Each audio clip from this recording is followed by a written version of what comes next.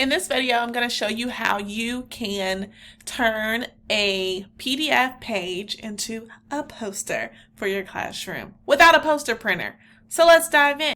Just in case you do not have a PDF already downloaded, I'm going to show you how to get one downloaded from Google Slides. So I'm going to turn this data page into a data poster.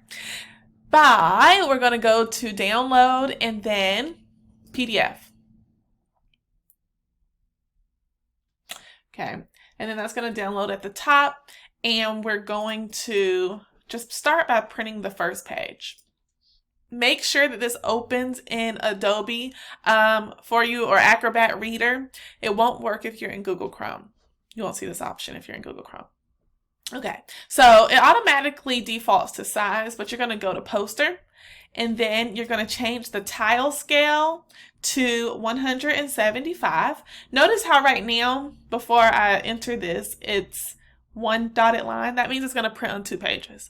That's not big enough. So when I change it to 175, it's going to be 2 lines, which means this is going to print on 4 separate pages. Okay.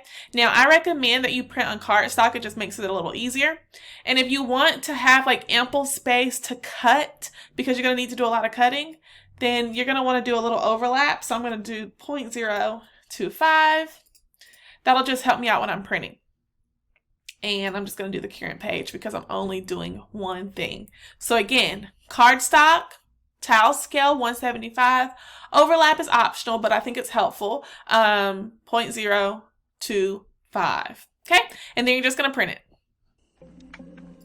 So when it prints, you're going to have 4 pages, and now we've got to go over to our paper cutter. All right, notice how there is like extra white space on each edge.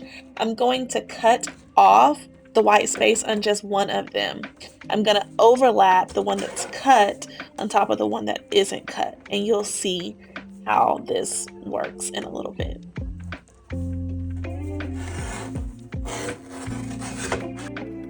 So here you can see how that overlaps on top, and now I'm just going to repeat that same process for the rest of them, and I just check it as I go to make sure I cut it in the right spot.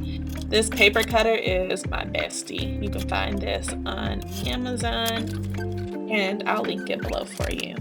I don't know, something is just so satisfying about cutting this. Alright, then you grab some tape, and what I do is I tape a little bit on the outside, but most of the tape is going to go on the opposite side so it doesn't show. Alright, so I just flipped it over and then I taped it on the back. And then I just repeat that step again for all 4 pages. And that's it. Now it's ready to be filled in and put in your classroom.